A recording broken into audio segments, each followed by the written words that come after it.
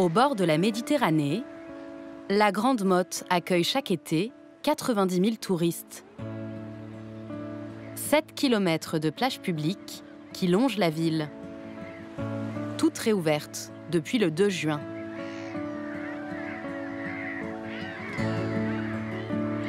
Ici, la municipalité expérimente ce qui pourrait être les vacances à la mer de demain. Didier, tu viens, on va... Premier changement, il faut désormais réserver pour aller à la plage. Donc là, je suis sur le site. On se met sur loisirs réservés. Et on a le choix entre une place pour 6 personnes, 4 personnes, 2 personnes. Et on y va, on fait défiler les jours, hop. C'est très rapide. C'est très rapide. Très, très rapide. C'est juste nom, prénom, adresse mail sur la tranche horaire. Et on reçoit l'info 5-10 minutes après. La réservation se fait sur le site de l'Office du tourisme. Tout est gratuit. C'est pas trop bizarre justement de réserver une place pour la... C'est très bizarre. Pour la plage, ouais. On avait plutôt tendance à... Un quart d'heure de la plage, c'est... Ouais. On avait plutôt tendance à prendre nos affaires, dire bon, on va faire un tour à la plage, on va faire un tour à la plage. Ouais. Là, il faut passer par la phase ordinateur pour réserver. C'est pas trop dur de réserver sur le site? Alors le site est rapidement complet. Faut savoir que suivant le jour et la plage horaire qu'on veut, c'est en général 48 heures à l'avance. Et le site est dispo à partir de 4 heures du matin. Donc il faut savoir que vers 8 heures, entre 8 heures et 9 heures, c'est déjà complet. Donc oui, il y a une petite impérative, c'est qu'il faut être debout à 4 heures du mat. Un effort qui ne donne droit qu'à une demi-journée de plage. Choisir son horaire est obligatoire, de 9h à 12h30 ou de 14h à 17h30. On va prendre les 2 seaux. Oui. Je t'ai pris la passoire. Tu as encore la pelle. Je t'ai pris Carato, il n'y en a besoin que d'un. Tu prends ton donut, c'est mini, pour la bouée. Ta casquette, je la garde. En plus des jeux de plage, la famille part dorénavant avec son laissez-passer. Il est téléchargé sur leur smartphone avec un contrôle à l'entrée. Soyez bienvenus sur la plage partagée. Bonjour. Bonjour messieurs, dames. Alors le nom, on a besoin du nom, s'il vous plaît. Je vous remercie. Vous avez du savon hydroalcoolique à votre disposition si vous le désirez. Merci, et pour les consignes, je vous laisse voir avec mon collègue. Super. Merci, bonjour. Vous êtes déjà venu? Oui. Oui. Bon, je vous réexplique les consignes. Donc le port du masque n'est pas obligatoire dans la zone. Par contre, on a fait un change de circulation. L'entrée se trouvant ici, la sortie sera au niveau de ma collègue en face. D'accord. Vous voyez, chaque emplacement a 2 allées, donc une allée pour aller vers la mer, une autre allée pour revenir. Il y a un sens interdit qui indique laquelle prendre. D'accord? Vous pouvez sur les emplacements faire ce que vous voulez, des pâtés de sable, des trous. Juste reboucher quand vous partirez. Donc vous êtes 3. Vous avez 3 bracelets, ça vous permet de rentrer et sortir comme vous voulez. Merci beaucoup. Bonne matinée. Merci, vous aussi. Cette plage test fonctionne comme un club privé. Des bracelets sont distribués à l'entrée. T'as repéré, Milly? Donc là, pour aller à la mer, tu vas descendre par là. Et quand tu reviens, en fait, tu remontes. D'accord? Allez, tu nous aides? Bichette, viens ici. Voilà, comme ça. Hop. Chaque emplacement fait entre 9 et 24 mètres carrés, prévu pour un groupe de 6 au maximum. Au total, cette plage aménagée peut accueillir 500 personnes par jour. Qu'est-ce qui vous plaît exactement? La sécurité, je pense. C'est vrai qu'on est très espacé, on peut enlever son masque sans problème. Les sens de circulation parfaits, donc on ne peut pas trop se croiser. Bon, après, c'est vrai que c'est pour un contact avec d'autres gens, c'est plus compliqué. Mais bon, en famille, pour une sortie familiale, c'est plutôt sécurisant. Au début, on avait vraiment l'impression d'avoir ce sentiment d'être parqué. Tout le monde venait photographier, nous voir ce qui se passait parce que c'était la première fois qu'ils voyaient ça. Ouais, là, on avait vraiment l'impression d'être un peu dans un zoo. Mais puis là, finalement, on oublie. Émilie, on reste baigner? Oui. Allez. On y va. C'est bon? Tu prends ton donut, Amélie? Oui. Allez, prends ton donut ce coup-ci. Ouais. Je l'ai pas gonflé pour rien. Cette plage expérimentale est financée et gérée par la municipalité et l'Office du tourisme. Jérôme Arnaud supervise le projet. Il vient faire son point quotidien. C'est plein demain en fait, déjà. Oui. Ça vient de partout, Montpellier, Juvigny. C'est entre 10 et 60 km là. C'est ça. Ouais, globalement, c'est d'accord. Pour voir si la formule fonctionne et l'améliorer au fil du temps, la ville a mis en place un questionnaire de satisfaction dont les conclusions sont parfois surprenantes. Le maire en prend connaissance chaque jour. Bonjour, monsieur le maire. Alors, qu'a donné la journée? Voilà, je vous apporte les documents. Il y a celui d'aujourd'hui. Ce qui continue de nous étonner, ce sont les tranches d'âge. 80% des gens ont entre 15 et 40 ans. La plage partagée, elle est jeune, elle est franchement jeune. Si vous regardez... C'est peut-être lié à la réservation sur Internet. Oui, c'est possible, vous avez peut-être aussi. Ah oui, absolument. Les jeunes sont... Absolument. Ils sont plus dégourdis que leurs aînés. Ah oui, certainement. Ouais, et les plus de 60 ans, en effet... 3%. Ouais. La ville a désormais réouvert la plage à tous, sans réservation et sans restriction. Mais la Grande Motte reste la toute première expérience de ce type menée sur nos côtes. Elle pourrait être un modèle à suivre en cas de retour du virus.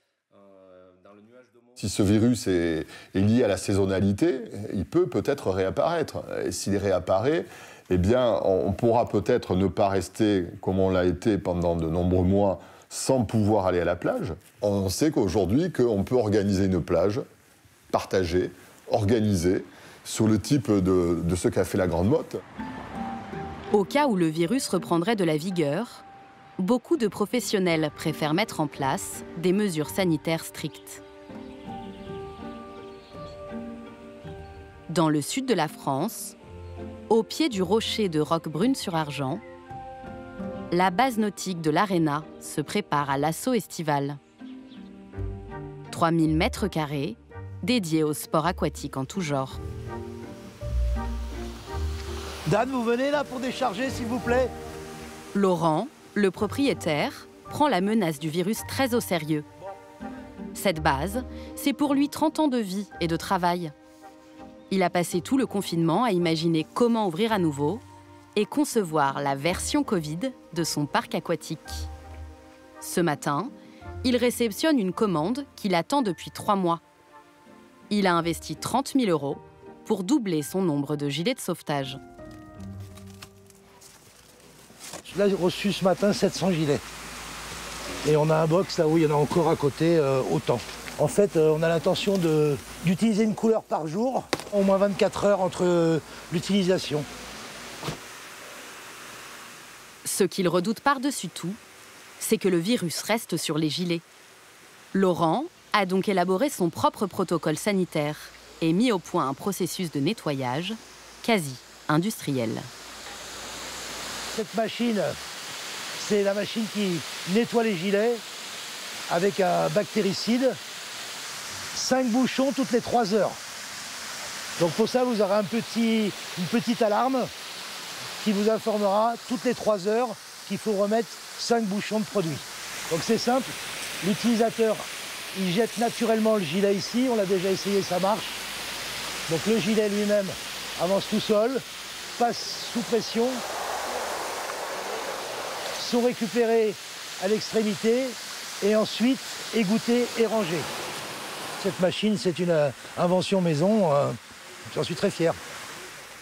Pour sauver sa saison d'été, Laurent a une priorité, rassurer les vacanciers pour les faire venir. Ah, messieurs. Alors il s'est lancé dans de grands travaux, avec un argument marketing anti-Covid, des sanitaires entièrement sans contact. Il va y avoir ici une cellule qui va déclencher donc l'allumage des douches. Chaque douche, hein, voilà, c'est individuel. C'est ça. Donc comme ça, il va y avoir un déclenchement sans contact. Les gens avancent et ils pourront justement se doucher. Et vous en êtes où avec les chasses d'eau là? Alors les chasses d'eau, c'est pareil. Donc il y a un modèle donc d'un certain fabricant qui a été commandé, qui devra arriver d'ici une dizaine de jours. Toujours sans contact. Laurent a aussi repensé le parcours des clients. Le client donc ramène son pédalo, il débarque ici, et là, on passe le pédalo au produit, eau et produit. Totalement biodégradable. Ça, ce sera systématique après. Systématique après utilisation. Ça doit vous prendre un temps fou. On va embaucher 3 personnes supplémentaires. Mais bon, si on veut respecter le protocole, on n'a pas de solution. Il faut passer par là. Pour survivre à cette crise, il a investi plus de 100 000 €. On l'espère vraiment, hein, on espère vraiment qu'il y aura du monde. Si malheureusement il y avait une deuxième vague en pleine saison, ça serait fatal. L'été, comme sur ces images tournées l'année dernière, Laurent accueille jusqu'à 1000 personnes par jour. Pour respecter la distanciation sociale jusque sur les structures gonflables, il a obtenu l'autorisation de doubler la surface de son parc aquatique. Mais cela suffira-t-il à attirer les visiteurs? Une semaine plus tard, voilà, hop, distance. Laurent organise une grande répétition générale. Il veut tester ses procédures sanitaires dans les conditions du réel. Allez, par petit, gardez une distance de sécurité entre chacun, un par un. Le gérant de la base nautique a convoqué une dizaine de jeunes habitués pour essayer la nouvelle version de son parc aquatique. C'est un peu lâche, ça. Voilà. Après, quand il est dans l'eau, il va te remonter jusqu'aux oreilles, sinon, regarde. Voilà, serre les boucles. On y va? On y va. L'accès à l'aire de jeu s'effectue par groupe de 3. Avant de profiter, il y a un dernier passage obligé. Alors du coup, les 3 premiers, on peut déposer le masque dans la poubelle? On vous ordonnera à la sortie, hein, vous inquiétez pas. Pour des raisons de, je dirais, d'environnement, on ne peut pas utiliser parce que le masque va tomber dans l'eau et va nous polluer le lac. Donc on fait retirer les masques avant de l'entrée sur le parc. On se met bien la nuque, hein? Bon, elle est bonne, elle est bonne, elle est bonne. Allez, c'est go. Allez, elle est bonne. Ok, super. Voilà, parfait. Voilà les 3 autres. C'est parti pour 30 minutes de parcours. En l'absence de masque, les enfants ont pour consigne de rester à distance les uns des autres. C'est bien, non? Bah là, il reste pas bon, ouais, c'est bien. Ouais. Pour éviter la transmission du virus, interdiction formelle de se croiser. Chacun doit suivre un sens de rotation, dans le respect des gestes barrières, le plus possible. Chaque groupe reste à distance, s'il vous plaît. S'amuser à distance, un exercice nouveau et difficile à intégrer. Reprenez les masques. On oublie les 1 mètre, on a envie d'aller vite, d'être collé à notre groupe, mais malheureusement, on ne peut pas. Même si, voilà, des fois, c'est compliqué, quoi. Voilà. Je crois qu'on va mettre un peu plus de distance entre chaque module pour être sûr que ça soit respecté. Et des maîtres nageurs supplémentaires. On va être obligé de passer par là. Gardez bien les distances. Laurent espère ainsi sauver sa saison. Mais pour certains professionnels du tourisme, la difficulté à s'adapter est encore plus grande.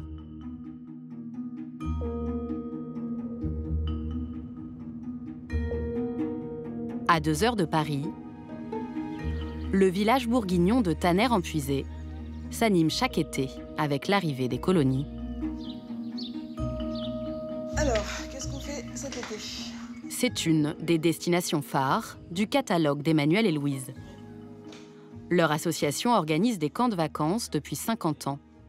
Mais cette année, la pandémie perturbe tous leurs plans. Ouais, tous les séjours Europe, on supprime. Dès le début de la crise sanitaire, ils ont décidé d'annuler toutes les destinations un peu lointaines. Elles leur semblaient trop incertaines, car dépendantes des fermetures et réouvertures de frontières. Voilà, les Cyclades, c'est pareil. Ce ne sera pas possible d'île en île. C'est dommage, c'est un programme qui marchait bien. Madère, on ne fera pas non plus. Malte et Sicile, ça avait bien marché avec la ville d'Ivry. Pour l'été 2020, concrètement, combien de séjours vont pouvoir avoir lieu? Sur l'offre, 4. Sur combien à peu près? Sur, je sais pas, sur une 50aine. Seuls 4 séjours sont Covid-compatibles. Malgré les aides de l'État qui vont leur permettre de passer la crise, Louise et Emmanuel doivent trouver des alternatives. Ils ont 3 objectifs: multiplier leur offre en France, accueillir un maximum de jeunes dans chaque centre ouvert, et enfin, éviter que des enfants passent l'été sans vacances. L'idée, c'est véritablement d'être en adaptation continue pour garantir le droit aux vacances et être certain d'avoir quelque chose à proposer aux enfants, parce qu'il ne serait pas acceptable pour nous qu'ils restent confinés 2 mois de plus l'été parce qu'ils ne peuvent pas partir. Leur défi, héberger des enfants en appliquant un protocole sanitaire strict. Des mesures rigoureuses qui leur permettront aussi de continuer leur activité en cas de recrudescence de l'épidémie. Laure, la directrice des lieux, doit se montrer ingénieuse pour réaménager le centre. Ici, ainsi de suite, je pense qu'il y a quand même pas mal d'espace. Le nerf de la guerre, c'est le nombre de couchages. On voit comment on les aménage et chambre par chambre, le nombre d'enfants qu'on peut accueillir. Alors typiquement dans la chambre, avec des petits, c'était rassurant qu'ils soient côte à côte et tout ça. Mais moi là, clairement, on va faire l'essai pour voir si ça matche ou pas comme ça. Mais je verrais bien que ce lit-là et celui-ci dans cette pièce-là. Les 1 mètre réglementaires entre chaque lit diminue d'1 tiers la capacité d'accueil. Mais voilà, parfait. C'est une chambre typiquement où il y avait 6 lits et on va passer à 4 lits. D'où le fait qu'au global, on va voir, parce que là pour l'instant on vient de faire une chambre, mais on va voir combien raisonnablement on peut accueillir d'enfants sur le séjour en fonction justement de ces aménagements-là. Dans leur quête de lits supplémentaires, ils doivent faire preuve d'imagination. Ils improvisent un camp d'été sur la pelouse. C'est bon, vous avez tendu les gars? Enfin, je sais pas ce que vous en pensez, mais moi ici j'en mettrais 2 pour qu'il y ait quand même une distanciation physique, avec un qui va se mettre là-bas et un qui va se mettre ici, et puis comme ça ils ont quand même assez d'espace, et effectivement mettre une toile au milieu pour avoir vraiment une scission et avoir chacun un habitacle propre à lui avec ses vêtements et ainsi de suite. Ouais. Madame la directrice, ce qui serait bien, c'est de mettre les lits qu'on va retirer des chambres à l'intérieur pour leur apporter un peu plus de confort. En ajoutant 6 tentes, ils pourraient rentabiliser le site. Là, on en aura 20 de moins à l'intérieur. Si on en a 12 qui sont sous toile, je pense que ça peut être très sympa. Ça veut dire que vous pourriez accueillir combien d'enfants ici cet été? Du coup, ça ferait 52 enfants. Au lieu de? Au lieu de 60, et ouais, c'est un moindre mal. Oui, je pense que c'est déjà très satisfaisant. Si on a 52 enfants en permanence sur ce centre-là, ce sera déjà très très bien. Mais la grande nouveauté de cette année, c'est que l'école s'invite dans les colos. Le centre s'est porté volontaire pour expérimenter un dispositif inédit, baptisé Colonie apprenante par le ministre de l'Éducation nationale. Cette salle de jeu se mue en salle de classe. Donc là, ça ferait 8 enfants. À mon avis, c'est bien. Ces séjours visent à lutter contre le décrochage scolaire.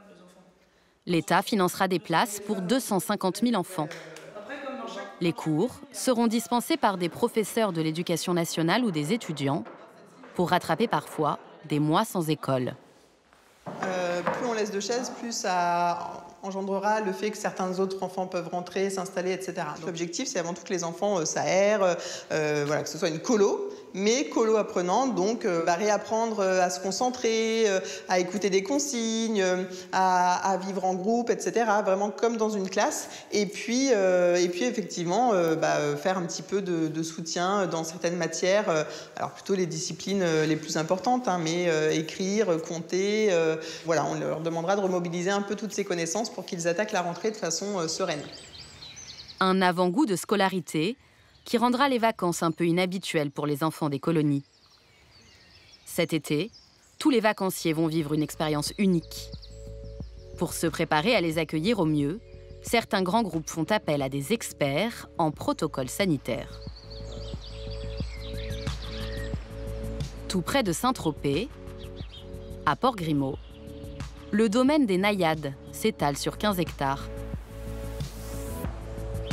Un camping-club gigantesque autour d'une piscine olympique.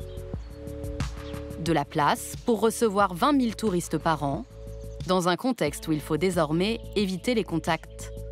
Un défi difficile à relever. Pour mettre en place une procédure sanitaire efficace, la direction a fait appel à des spécialistes. Camille et Marie-Astrid travaillent pour une agence de stratégie en santé. Bonjour. Bonjour maman. Romain est le directeur d'exploitation des 30 campings du groupe auxquels appartiennent les naïades. Bon, déjà ça, c'est très bien. Donc ça nous va. La deuxième. On a le totem, très bien. Ah, l'hygiaphone. Camille et Marie-Astrid sont épaulées par un comité scientifique et collaborent avec de grandes chaînes de restauration. On a acheté nos lingettes. Donc elles sont bien virucides. Tout à fait. Très bien. C'est celle qu'on a validée. Ouais. C'était celui qu'on a validé. Parfait. Alors l'idée c'est que chaque clé on avait pas. Elles viennent tester sur le terrain leurs recommandations. Ouais. Donc chaque clé sera désinfectée à la remise au client. L'idée c'est que le réceptionniste la tiendra comme ça. Ouais. La touchera pas et la posera sur le comptoir comme on s'était dit. Parfait. Bon, on va aller faire un tour en golfette. Allez, avec plaisir. Allez. Je vous suis. Le domaine compte 432 mobil-homes et chacun d'entre eux devra être impeccable. C'est bien passé? C'était super. On a adoré. Et je vais même le frein à main donc. Alors nous voilà sur l'un de nos 432 mobil-homes. Enfin, super. Il y a énormément d'ouverture. On ne s'en rendait pas compte sur les plans. C'est vraiment aéré. Ah bah on est ravis de ça. Alors après, il faut faire attention, le mobilier de jardin est en plastique. Une surface sur laquelle la survie du virus est a priori la plus longue. Voilà, il faut vraiment insister sur le nettoyage de tous les points de contact sur ce mobilier de jardin. Ce qu'il faut qu'on sache, c'est globalement sur quoi est-ce qu'il faut réellement insister. On s'était dit c'était tout ce qui était touché avec les mains, c'est ça? Absolument. Donc là, on aurait quoi? On aurait la table. T'as la table, la chaise. Typiquement, tu l'as tirée comme ça. Donc là, la partie chaise, encore une fois, c'est du plastique. Donc c'est une zone prioritaire. Ok. Le canapé peut-être? Le canapé, c'est une surface, c'est un sky. C'est un espèce de sky, ouais, exactement. D'accord. Donc le canapé, il faut aussi le passer au désinfectant. Si on passe sur la cuisine, du coup, on a quoi? On a le frigo. Donc avec pareil, comment ça s'ouvre? Voilà. Cette partie-là, tu vas avoir le micro-ondes, le bouton de commande, toute cette partie-là, plus les boutons de commande. Hot, plaque de cuisson, c'est pareil. Camille et Marie-Astrid sont aussi là pour aider leurs clients à faire le tri entre réalité scientifique et fausses informations. Ça, pareil. Tout ce qui est rideau. Alors, les tissus ne sont pas un matériau prioritaire. Donc, on ne fait pas de décontamination du tissu. C'est pas nécessaire. Okay. De même que dans ce qui n'est pas nécessaire au niveau des idées reçues, c'est de javéliser le mobil-home du sol au plafond. On a reçu pas mal de devis de la part de oui, sociétés de nettoyage qui nous proposaient un nettoyage complet. Ouais. Alors non, la décontamination très chère ne sert à rien. C'est pas utile. Le club dispose notamment d'une attraction capitale. Son parc aquatique, qui était jusque-là son produit d'appel. Est-ce que fondamentalement, dans l'eau, le virus peut survivre? Non. Dans l'eau, le virus ne survivra pas. Que ce soit les traitements au chlore ou au brome, qui sont les deux traitements les plus classiques des eaux de piscine, ils sont actifs sur les virus, sur les bactéries, sur les virus. Donc l'eau ne sera pas du tout un milieu de culture du virus. Donc c'est vraiment le point, c'est hors de l'eau qu'il faut vraiment sécuriser. Je vois que vous avez du matériel potentiellement jeux, aquagym, voilà, tout ce qui est frites et flotteurs. Donc ça, c'est à voir dans quelle mesure il ne faudrait pas les supprimer cette année pour pas que certaines personnes utilisent une frite, la reposent et que la personne suivante la réutilise. Après la théorie, la pratique. Les mesures sanitaires entrent en vigueur dès le premier jour d'ouverture. Information Covid-19. Au sein des espaces publics, la meilleure des protections pour vous et vos proches est de respecter les mesures barrières. Dans le nouveau monde des vacances, un haut-parleur rappelle aux touristes que la menace du virus existe toujours. COVID-19 information. In all public areas, the best protection for you. Bonjour. Une arrivée, oui. Gilles et Nathalie ont parcouru 900 km depuis la région parisienne. Ils sont les premiers touristes à inaugurer le camping dans cette configuration inédite. Donc je vous remets le coffret d'accueil et la clé désinfectée. D'accord, merci. Ça vous rassure, Nathalie? Oui, aussi, oui, tout à fait. Ce sont les gestes, je pense qu'il va falloir qu'on s'habitue à faire le plus souvent possible maintenant, malheureusement. Ça prouve le sérieux quand même. Le respect des consignes, c'est quelque part le respect de la sécurité de tous, des clients, du personnel, de l'ensemble du camping, donc c'est bien. Ouais. Pour le deuxième été consécutif, Ouais. Tout au bout de l'allée, d'accord. ils ont loué un bungalow pour 3 semaines. Mais leur séjour s'annonce bien différent cette année. Alors, cette année, petite particularité, je ne peux pas rentrer avec vous pour D'accord. vous faire visiter. D'accord. Donc, moi, je vous laisse ici. Vous avez vos draps et vos serviettes à disposition. À disposition. Et voilà, je vous laisse découvrir les lieux. Bah, merci beaucoup. Bon séjour. Merci. On y va. Pour éviter toute contamination extérieure, les employés ont interdiction d'entrer. Tout du fait. Bon. Eh ben, c'est parfait. Ah, ok. 33 mètres carrés, Je me la prends. Ah ben non, c'est la mienne. entièrement désinfectés pour leur arrivée. Désinfection renforcée au point de contact avec un désinfectant de grade hospitalier. Ça, c'est un vocabulaire que je découvre. Produit virucide disponible sur demande et pour les clients, si on le souhaite, ils nous mettent à disposition des kits de nettoyage. Le couple a l'habitude de partir en début de saison, au moment le plus tranquille. Cette année, il y voit un avantage en plus. Comme c'est le jour d'ouverture, je me suis sentie un petit peu plus rassurée le fait qu'il n'y avait personne avant nous. Mais j'avais vu qu'aussi ils envisageaient, si c'était possible, de laisser le mobil-home fermé plusieurs jours entre deux locations. Donc c'est vrai que c'était très rassurant. Un grand drap, Ouais, housse de couette, 2 tailles. c'est rassurant aussi de les voir bien emballés, qui doivent sortir du pressing, qui a été... C'est du lavage industriel, donc regardez, dans les restaurants, c'est la même chose. Hein. Je ne sais pas par qui c'est lavé, mais peu importe. Le lavage industriel, est-ce que quand vous allez dans un restaurant, vous doutez de la serviette avec laquelle vous essuyez la bouche? Je ne crois pas quand même, à la base. Hein. Donc en période de coronavirus, je pense que c'est lavé à 60 degrés. Ah bah c'est à 60 ou moins, j'en sais rien, mais... Non, on n'angoisse pas par rapport à ça. Autrement, on ne serait pas venu hein, quand même. Allez, vas-y. Puis je pense qu'elles sont toutes neuves. Ça n'a pas dû être utilisé encore. Dans leur bagage, ils ont apporté leur propre matériel de vacancier, version 2020. Voilà le gel tant convoité, que maintenant on arrive à trouver relativement facilement dans grande surface. Donc là on a 1 litre pour 3 semaines, je pense que ça devrait aller. Au cas où on en rachètera. Et des masques chirurgicaux. Du nouveau nécessaire de voyage? Actuel, oui, en espérant qu'on ne soit pas obligé tout le temps de voyager avec ça après. Mais pour l'instant, oui, c'est du nouveau nécessaire à mettre dans les valises. Une fois installés, ah, c'est ouvert, c'est bon. Gilles et Nathalie s'offrent un premier bain de soleil au bord de la piscine. Ouais. Espace aquatique. Hop là. La direction se réserve le droit de restreindre l'accès de la piscine. S'il y a trop de monde, nous recommandons l'utilisation d'une serviette sur les transats. Et ils mettent à disposition des lingettes ou sopalin plus virucide pour désinfecter les transats. Tout est en libre service. Allez faire le transat. Chaque client est responsable de la désinfection de son transat. Bah, la tête et les bras, enfin, partout. Par les jambes, a priori. Bah, moi, j'en passe partout. Bon, bah, écoute, hein, moi, je m'installe. Tiens, tu vas dormir, comme d'hab? Ah, tiens, je vais le relever. Ah. Le ciel. Allez. Par contre, c'est vrai que ça fait loin. De quoi? Toi? On est sûr, le maître, il y est, là. Ouais, c'est bien. La distanciation est là. Hein?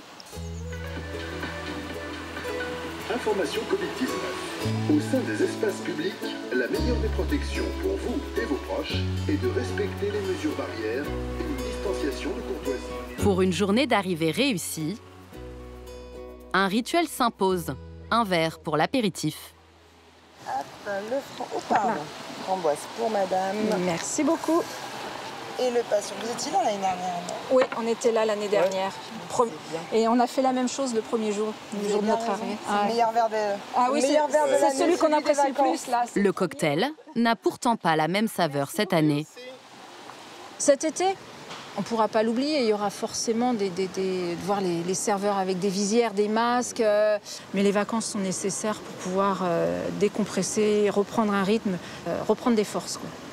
C'est le dernier rayon de soleil. Ah, profite-en, il va se cacher. Ouais. Aux vacances à Étienne, mon doudou. Après avoir investi massivement dans des mesures sanitaires, les professionnels du tourisme n'espèrent qu'une chose, éviter une deuxième vague de l'épidémie.